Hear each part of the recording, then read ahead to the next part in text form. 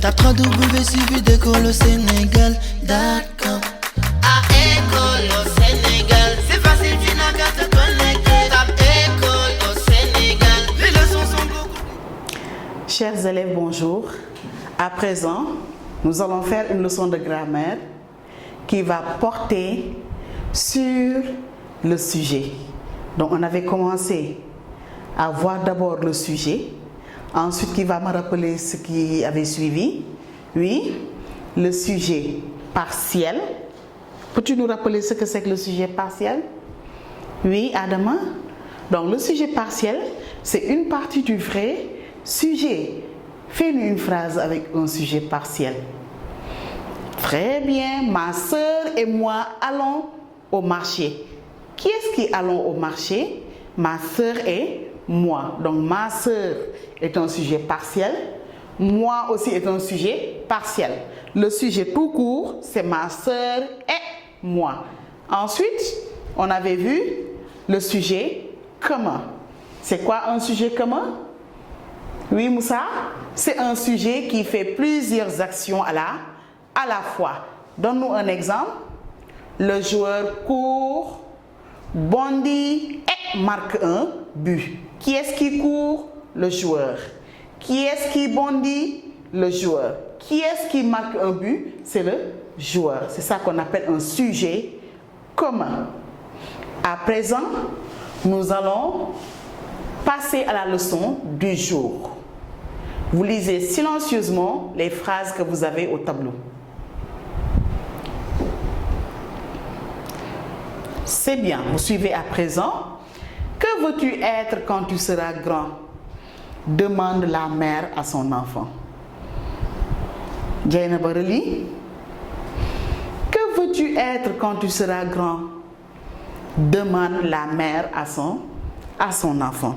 Nous allons essayer d'identifier les sujets dans cette phrase. On a combien de phrases déjà au tableau? 2.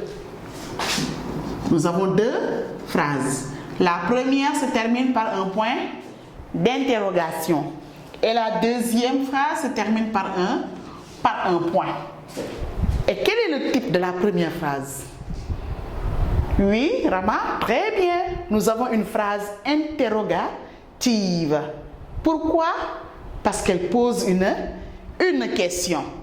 Maintenant, dans cette phrase qui interroge, on a combien de verbes conjugués? Très bien, nous avons veut et sera. Veut, c'est le verbe vouloir. Merci. Sera, c'est le verbe être. Vouloir, ici, est conjugué à quel temps?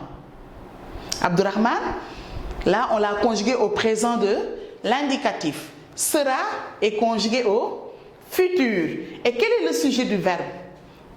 Que veux-tu être? Qui est-ce qui veut? C'est tu. Voilà, donc c'est toi qui veux. Tu. Là aussi, qui est-ce qui sera? C'est tu. Maintenant, pour le premier sujet, tu là. Regardez la structure. On a verbe plus sujet. On avait l'habitude de voir sujet plus verbe. Mais là, on a verbe plus sujet. Comment est le sujet? Comment est le sujet? Oui, très bien. Le sujet vient après le verbe. C'est ce qu'on appelle un sujet inversé. Donc aujourd'hui, nous allons voir le sujet inversé. Inversé. On répète. Le sujet inversé. Encore, le sujet inversé. Donc le sujet inversé, c'est la structure verbe plus sujet. Donc le sujet vient après le verbe. Et ici, on a utilisé le sujet inversé pour poser une question. Où vas-tu? Très bien. Que fais-tu? Donc là, on pose une question en inversant le sujet. Deuxième phrase.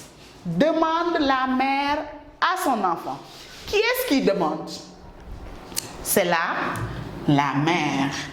Que fait la mère? La mère demande. Donc on a verbe et sujet. Donc ici, on a aussi un sujet qui est inversé. Le sujet vient après le verbe. Donc le sujet inversé, c'est un sujet qui est placé après le verbe. Parce qu'on avait l'habitude de voir le sujet devant le verbe, mais cette fois-ci, on a inversé le sujet. Et dans quelle situation inverse-t-on le sujet? Surtout quand on veut poser une question. Voilà, nous allons voir dans des phrases, vous allez essayer d'identifier le sujet inversé. Voilà, chers élèves. Donc, vous allez, dans ces phrases, souligner seulement les sujets inversés. Première phrase. Dans la chambre se trouvent grand-mère et les enfants. Quand irons-nous visiter l'île de Gorée? La glace fond sous la chaleur. Ne bavarde pas en classe, conseille le père. Allez-y, vous ne soulignez que les sujets qui sont inversés. Très bien, on peut corriger. Aminata, pour la première phrase. Dans la chambre se trouvent grand-mère et les enfants.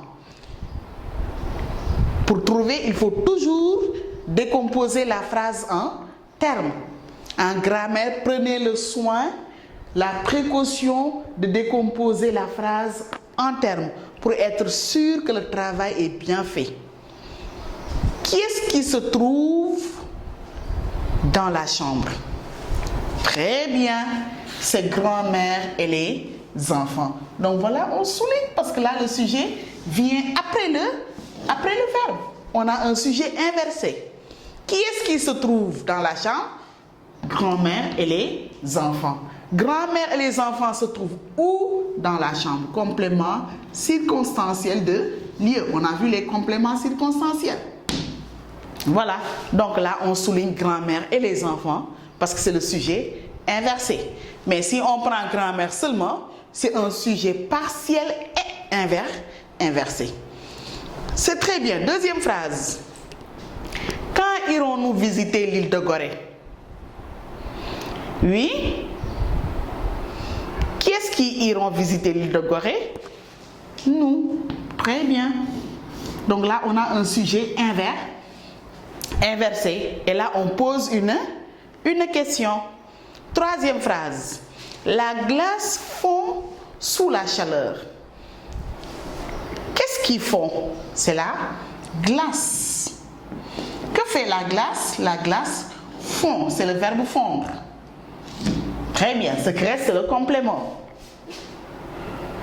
Là, est-ce qu'on doit souligner la glace? Non. On ne souligne pas la glace parce que c'est un sujet simple. Il est placé devant le verbe. Sujet, verbe, complément. Donc, on ne doit pas souligner dans cette phrase-là. Ne bavarde pas en classe, conseille le père. Qui est-ce qui bavarde? C'est toi.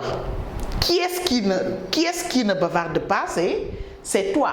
Donc ici, la phrase est à l'impératif présent. C'est une phrase impérative qui donne un conseil. Qui est-ce qui conseille maintenant? C'est le père. Très bien. Donc là, on peut souligner le père parce que c'est un sujet inversé.